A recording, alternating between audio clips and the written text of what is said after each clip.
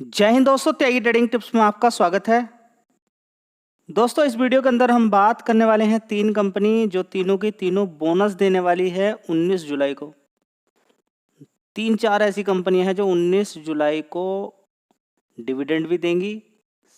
कुछ कंपनियां उनमें से डिविडेंड देने वाली हैं, साथ ही बोनस देने वाली है, साथ ही Q1 के रिजल्ट्स भी आउट होने वाले हैं 19 जुलाई को। 19 जुलाई का इम्पोर्टेंट दिन इसलिए है क्योंकि उस दिन है शनिवार यानी कि सैटरडे, और उसका रिजल्ट्स का आउटपुट जो देखने को मिलेगा, एक्शन जो देखने को मिलेगा, आपको मंडे को देखने को मिल सकता है। देखिए, ऐसा नहीं कि सारी कंपनियों के रिजल्ट्स अच्छे आने वाले हैं। अगर नॉर्मल रिजल्ट्स आए तो कोई इतना ज़्यादा इम्पैक्ट देखने को नहीं मिलेगा, लेकिन रिजल्ट्स अगर ख़राब या फिर एकदम अच्छे आते हैं तब आपको अगले दिन उसका असर देखने को मिल जाता है। जैसे कि अभी हाल फिलहाल में आपने देखा भी है, काफ़ी सारे शेयर के अंदर आपने देखा है जहाँ जहाँ पर रिजल्ट्स खराब आए वहाँ पर गिरावट, और जहाँ जहाँ पर रिजल्ट्स अच्छे आए वहाँ पर तेज़ी देखने को आपको मिली है। ठीक है, जैसे कि बात करें नेटवर्क 18 अच्छे रिजल्ट्स, और बात करें रिजल्ट्स एकदम अच्छे तो नहीं बोल सकते हैं, लेकिन अकॉर्डिंगली अगर देखें तो कंपनी ने प्रॉफिट दिखाया है जिसकी वजह से आज तेज़ी देखने को मिली है। अब बात करते हैं HDFC बैंक कितना बोनस दे सकता है, कितना डिविडेंड दे सकता है। देखिए, उसका लिए एक रफ आइडिया हम ढूंढते हैं। सबसे पहले हम देखते हैं कि प्रीवियसली HDFC बैंक ने बोनस दिया है क्या नहीं दिया है। हम देख रहे हैं यहाँ पर कि बोनस नहीं दिया है। चलिए अब देखते हैं कि पहले कभी कंपनी ने बोनस तो अगर नहीं दिया है तो स्प्लिट दिया होगा। स्प्लिट एक बार देख लेते हैं। यहाँ पर स्प्लिट अगर देखने की कोशिश करते हैं तो 2019 के अंदर एक शेयर के बदले में दो शेयर कंपनी ने कर दिए थे, स्प्लिट कर दिया था, यानी कि ठीक है, दो शेयर थे, एक शेयर था उसको दो शेयर में कन्वर्ट कर दिया। उसी हिसाब से शेयर भी एडजस्ट हो जाता है। उससे पहले 2011 में दिया, काफ़ी दिन पहले। उस समय तो काफ़ी सारे शेयर, बहुत सारे लोगों पर शेयर होगा, बहुत सारे लोगों पर नहीं होगा। एक शेयर के बदले में 5 शेयर दिए। ठीक है, तो स्प्लिट बोनस, स्प्लिट तो काफ़ी बार कंपनी दे रही है, पहली बार बोनस कंपनी दे रही है, पहली बार, फर्स्ट टाइम। ठीक है, अब ये क्वेश्चन उठता है कि कितना देगी। तो दो ही सवाल होंगे यहाँ पर, या तो दो शेयर किसी पर हैं उसको एक शेयर मिलने वाला है, या फिर 1:1 का। तो मुझे ऐसा लगता है कि 1:1 का तो शायद पॉसिबल नहीं है। देखिए, होने के लिए कुछ भी हो सकता है। शायद दो शेयर अगर किसी पे हैं उसको एक शेयर मिलेगा, ऐसा ज़्यादा मुझे लगता है। मुझे ऐसा लगता है कि इसी तरह के रेशियो के अंदर ये यहाँ पर होने वाला है। ठीक है, अब देखते हैं आगे क्या होता है। 1:1 का भी दे देती है तो कोई बड़ी बात नहीं है, लेकिन वो समय बताएगा। अब आगे देखते हैं क्या होता है। ठीक है, 19 जुलाई को याद रखिए डिविडेंड कितना दे सकती है कंपनी। ठीक है, तो नॉर्मली अगर बात करें डिविडेंड की तो देख लेते हैं डिविडेंड कितना दिया है पहले। तो दोस्तों, अगर बात करते हैं, देखिए हर साल कंपनी डिविडेंड देती है। 27 जून की बात करें तो 22 रुपये का डिविडेंड दिया। 10 मई की बात करें 2024 के अंदर 19 रुपये 50 पैसे का डिविडेंड दिया। तो 10 या 20 रुपये का ही, आप 20 रुपये का, 20 रुपये से लेकर 25 रुपये तक के बीच का डिविडेंड हम मान सकते हैं कंपनी देने वाली है। तो दो आइडिया आपको मिल गए कि एक तो दो शेयर अगर किसी पर हैं उसको एक शेयर मिल सकता है, जो मेरा आइडिया है, जो मुझे लगता है। HDFC बैंक की बात करें तो शानदार ये शेयर है। अगर किसी के पास ये शेयर है, इधर उधर भटकने की आवश्यकता नहीं है, क्योंकि निफ्टी 50 और बैंक निफ्टी दोनों का शानदार वेटेज रखता है। इसके अंदर मूवमेंट ऊपर नीचे आपको देखने को मिलता रहेगा। बड़ी गिरावट होती है तो पॉसिबिलिटी है कि फिर दोबारा से इसके अंदर मूवमेंट ऊपर की तरफ देखने को मिल जाता है। बढ़िया शेयर है। अगर किसी को कुछ नहीं आता है तो सीखने के हिसाब से और बढ़िया है। नीचे की साइड में बोनस देने के बाद और नीचे की तरफ गिर जाता है तो एक सिक्योरिटी टाइप बन जाएगी, लेकिन मूवमेंट फिर थोड़ा सा कम हो जाएगा इसके अंदर, क्योंकि 15 लाख करोड़ की कंपनी है इस समय। कितनी? 15 लाख करोड़ की कंपनी है। 1:1 का बोनस देने के बाद फिर नीचे से अगर यही इसी लेवल पर आ जाता है, अगर 1:1 का बोनस देने के बाद, ठीक है, तो 30 लाख करोड़ की कंपनी हो जाएगी, बहुत बड़ी कंपनी हो जाएगी। देखते हैं आगे क्या होता है। फिलहाल देखिए, यानी कि 19 तारीख को मिलने वाला ही है, रिजल्ट्स आएंगे, उसमें बैठकर डिक्लेयर किया जाएगा कि कितना बोनस देने वाले हैं, कितना डिविडेंड आपको मिलने वाला है और किस तरीके के रिजल्ट आए हैं। तो 19 तारीख आपके लिए बड़ी इंपॉर्टेंट है। तो अगर बात करते हैं 19 जुलाई से पहले, एक दिन पहले, इस कंपनी का भी आप देखेंगे कि दो शेयर अगर किसी पर हैं एक शेयर मिलने वाला है उसको। इसका भी इफेक्ट आपको आगे मंडे को देखने को मिलेगा, ये भी आपको मालूम होना चाहिए। ठीक है, तो 18-19 काफ़ी इंपॉर्टेंट दिन है आपके लिए। इसके साथ ही दो शेयर अगर किसी पर हैं उसको एक शेयर मिल जाएगा। ठीक है, उसी हिसाब से शेयर एडजस्ट हो जाएगा, जैसे कि अशोक लेलैंड आज हुआ है। और साथ ही मदरसन सुमी वायरिंग, उसमें भी 2 शेयर अगर किसी पर हैं उसको 1 शेयर मिलेगा, वो भी एडजस्ट होता हुआ नजर आएगा। दोनों ही कंपनी बढ़िया हैं लॉन्ग टर्म के लिए, नज़र बना के इन दोनों शेयर पे आप रख सकते हैं। चलिए दोस्तों, अगला शेयर है ICICI बैंक। इस पर भी आपको नज़र बना के रखनी है 19 जुलाई को। इस पर भी आपको नज़र बना के रखनी है 19 जुलाई को। इसके भी रिजल्ट्स काफ़ी अच्छे आ सकते हैं या फिर फ्लैट आ सकते हैं, देखते हैं किस तरीके का आएंगे।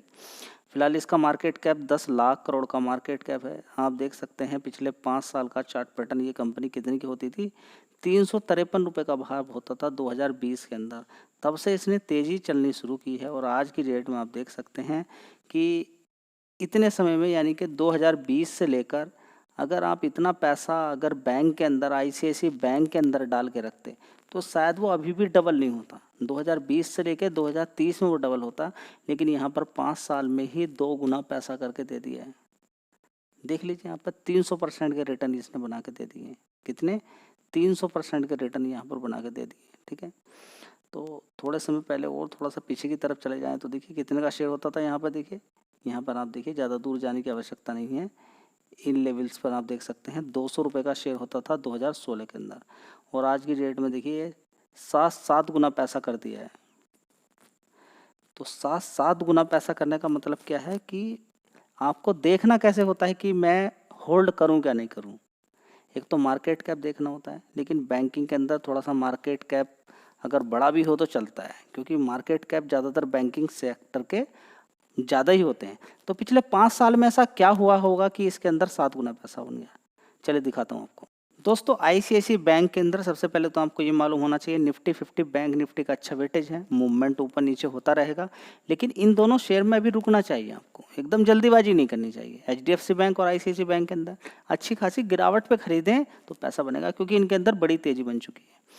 ठीक है, अब कैसे गैस करें कि अगर ये 2020 के अंदर आपके पास शेयर होता तो कैसे आप एक अनुमान लगाते? कैसे कि अब आपने खरीदा, 1 साल के बाद आपने देखा, क्या चीज़ देखना चाहिए था? नेट प्रॉफिट अगर हम देखते हैं 2020 के अंदर ICICI बैंक का पूरे साल का, 2020 में पूरा 11,225 करोड़ का था। उसके बाद कितना हो गया? 22,364 करोड़ का। उसके अगले साल 26,000 करोड़ का। उसके अगले साल 35,000 करोड़ का। उसके अगले साल 46,000 करोड़ का।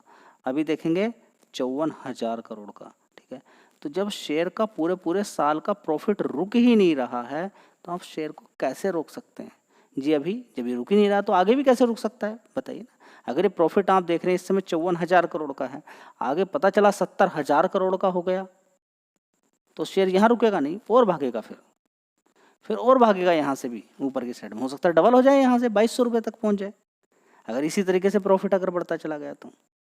समझ में आता है कैसे आइडिया लगाते हैं। दोस्तों, अगला शेयर है RBL बैंक। इस पर भी आपको नज़र बना के रखनी है, क्योंकि इसके भी 19 जुलाई को रिजल्ट्स आने वाले हैं। ठीक है जी, रिजल्ट्स अच्छे आए तो ऑलरेडी तेज़ी बन चुकी है, ये आपको समझना बहुत ज़्यादा ज़रूरी है। इस समय ज़्यादातर शेयर्स गिरे हुए थे, अब जो रिजल्ट्स आ रहे हैं ऑलरेडी पहले से ही बड़ी तेज़ी शेयर्स के अंदर बन चुकी है। तो रिजल्ट्स अच्छे आने का मुझे तो नहीं लगता है कि कोई खास ज़्यादा फ़ायदा होने वाला है। हाँ, उस शेयर को ज़्यादा होगा जिसके अंदर तेज़ी नहीं बनी है। ठीक है, नहीं तो आप ट्रैप हो सकते हैं, थोड़ी सी तेज़ी बनेगी और उसके बाद गिरावट भी शुरू हो सकती है।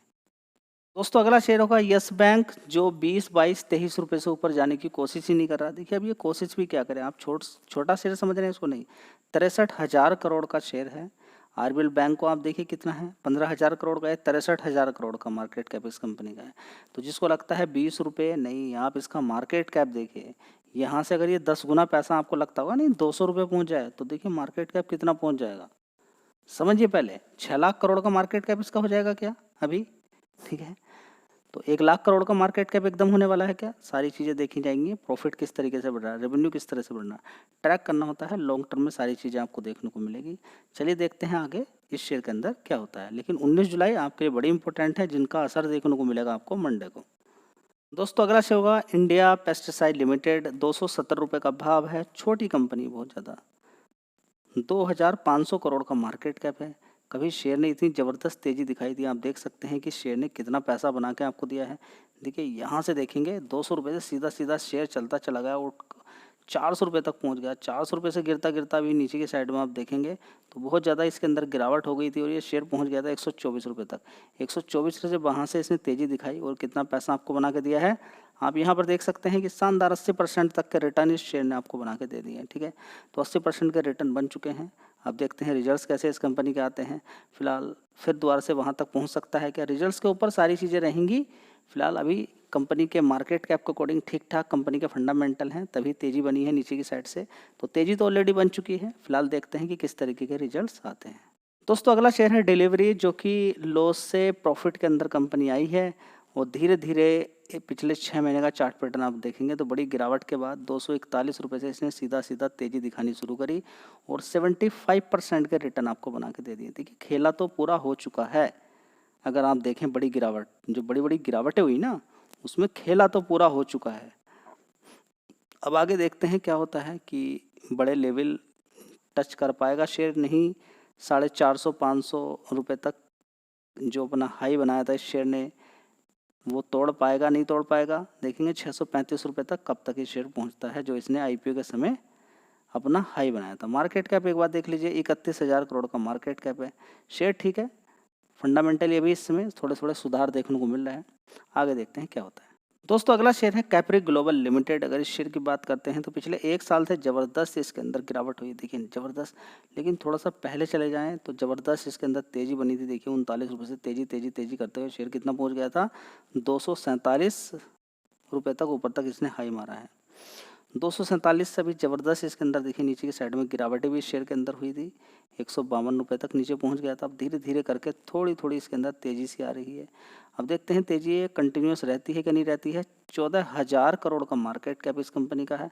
फंडामेंटल देखकर आपका दिल खुश हो जाएगा। चलिए एक बार मैं आपके साथ शेयर कर देता हूँ। दोस्तों इसकी कोई गारंटी या वारंटी नहीं होती है कि रिजल्ट्स आज अच्छे हैं कल भी अच्छे रहने वाले हैं, नहीं ऐसा नहीं है। मैं अगली कंपनी आपको जो दिखाने वाला हूँ उसमें फ्लक्चुएशन आपको देखना पड़ेगा। आपकी नज़रों में होना चाहिए बिजनेस, कंपनी ने प्रीवियसली कैसी परफॉर्मेंस दिखाई है। अगर प्रीवियसली अच्छी दिखाई है तो अभी ख़राब है तो आगे आने वाले टाइम में अच्छी दिखाई जा सकती है अगर उसका बिजनेस टिकेगा तब।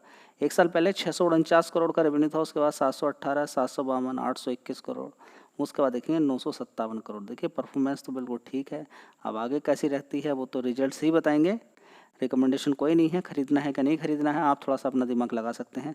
देख लीजिए यहाँ पर 83 करोड़ से 76 करोड़ नेट प्रॉफिट, उसके बाद 97, उसके बाद 128, उसके बाद 178 करोड़। ठीक है, परफॉर्मेंस में कोई कमी मुझे नज़र यहाँ पर नहीं आ रही है। एक बार देख लेते हैं FIDS की किस तरीके की होल्डिंग इस शेयर के अंदर है। तो FIDS की अगर बात करते हैं तो दोनों ही यहाँ पर देखेंगे अच्छी होल्डिंग है, 4.67% जो कि कम थी 0.98। 14% की DIS की हिस्सेदारी थी, 21% की हो गई है। यहाँ पर माल अभी निकाला गया है किसके द्वारा, प्रोमोटर के द्वारा। प्रोमोटर का माल FIDS खरीद लेते हैं तो ये अच्छी बात है, कोई निगेटिव चीज़ नहीं है। तो चाहो तो इस शेयर पे भी आप फोकस कर सकते हो। दोस्तों अगला शेयर होगा टेक महिंद्रा लिमिटेड। बात करें तो देखिए तेज़ी बन चुकी है। सबसे पहले देखेंगे रिजल्ट्स तो थोड़े ठीक ही आए हैं कंपनी के। 5 दिन के अंदर, 1 महीने के अंदर तो गिरावट ही है। 6 महीने के अंदर देखेंगे यहाँ से कि 1272 रुपये से इसने कितना मारा और कितने परसेंट के रिटर्न यहाँ पर बना के दिए। तो यहाँ पर दे दिए हैं 33% का रिटर्न। खेल यहाँ पर ख़त्म नहीं होता है, पहले चले जाइए इसके थोड़ा सा। ये शेयर देखिए ज़बरदस्त तेज़ी दिखाता है और पहुँच जाता है 2000 के आसपास, 1700 रुपये के आसपास। उसके बाद पूरे IT सेक्टर के अंदर गिरावट होती है, इसके अंदर भी गिरावट होती है। तो उस समय ज़्यादातर लोग यही बोल रहे थे कि और दूसरी कंपनी खरीदिएगा, टेक महिंद्रा मत खरीदेगा। तो मेरा सीधा फंडा यही था कि प्रीवियसली हिस्ट्री इसकी एक बार देख लीजिए। IT की कंपनी है, बढ़िया शानदार है, आने वाले टाइम में बाउंस कर सकती है और इतना शानदार बाउंस किया कि लोगों का पैसा ही डबल कर दिया। यहाँ पर आप देख सकते हैं 900 रुपये से सीधा सीधा कितनी तेज़ी दिखाई, 1700-1800 रुपये तक। आज की डेट में देख सकते हैं 1600 रुपये है और अभी जो हाई मारा है इसने 1800 रुपये मारा है, 1200 रुपये के लॉस है। तो बहुत बढ़िया पैसा इसने बना के लोगों को दिया है जिन लोगों ने इसके अंदर पेशेंस रखा। चलिए दोस्तों अगर बात करते हैं टेक महिंद्रा की तो 1 साल पहले देखिएगा इस कंपनी की सेल्स कितनी थी। यहाँ पर आप देख सकते हैं 2024 के अंदर जून क्वार्टर में 13,000 करोड़ का रेवेन्यू था। उसके बाद 13,300 करोड़, उसके बाद 13,200 करोड़, उसके बाद देखेंगे 13,300 करोड़, अभी देखेंगे 13,351 करोड़। परफॉर्मेंस एकदम फ्लैट है, इसमें कोई डाउट नहीं है। ऑपरेटिंग प्रॉफिट के अंदर थोड़ा सा जंप यहाँ पर देखने को मिला है जो कि एक अच्छी बात है। 1,935 करोड़ का, उससे पहले 1,800 था, 1,800, उससे पहले 1,700 करोड़, उससे पहले देखेंगे 1500 करोड़। तो परफॉर्मेंस ऑपरेटिंग प्रॉफिट वाइज अच्छी है, लेकिन रेवेन्यू वाइज उतनी कोई खास नहीं है। और यहाँ पर अदर इनकम से देखेंगे कि पहले 500 करोड़ का प्रॉफिट, कभी 23 करोड़, कभी 171 करोड़, 219 करोड़ का हुआ था। तो इस बार देखेंगे कि कंपनी ने सारी चीज़ों को देखते हैं तो अच्छे रिजल्ट्स यहाँ पर पेश कर दिए हैं। अगर हम देखते हैं प्रॉफिट बिफोर टैक्स में 1600 करोड़, कितना, 1600 करोड़। याद रखिएगा प्रॉफिट बिफोर टैक्स जरूर देखें। नेट प्रॉफिट आपको देखना हो तो देखें, नहीं देखना हो तो कोई बात नहीं, लेकिन प्रॉफिट बिफोर टैक्स जरूर देखना चाहिए, क्योंकि टैक्स कभी 30%, कभी 22%, कभी निगेटिव, कभी कुछ भी अलग अलग तरीके से लोग करते हैं, जो कि थोड़ा सा डिफिकल्ट होता है समझना।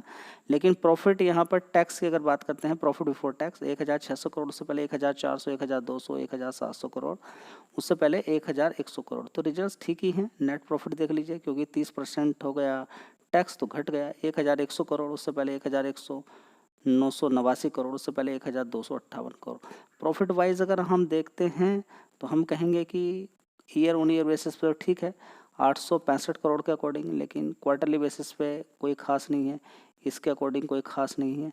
लेकिन अगर हम देखते हैं प्रॉफिट बिफोर टैक्स के अकॉर्डिंग तो रिजल्ट्स काफ़ी शानदार हैं, क्योंकि यहाँ पर टैक्स थोड़ा सा ज़्यादा पे किया है 30%, क्योंकि यहाँ पर 22 था, यहाँ पर 24 था, जिसकी वजह से प्रॉफिट कम हो गया। तो रिजल्ट्स ओवरऑल मिला के ठीक लगे मुझे। आगे आप थोड़ा सा अपना दिमाग लगा सकते हैं। वीडियो अच्छी लगी लाइक शेयर कर दीजिएगा, और पहली बार चैनल देख रहे हैं या लगातार वीडियोस देखते हैं, सब्सक्राइब नहीं किया तो सब्सक्राइब एक बार चैनल को कर लीजिए, ताकि वीडियोस डायरेक्टली आपके मोबाइल के अंदर हिट हो जाए एज ए क्या नोटिफिकेशन। धन्यवाद।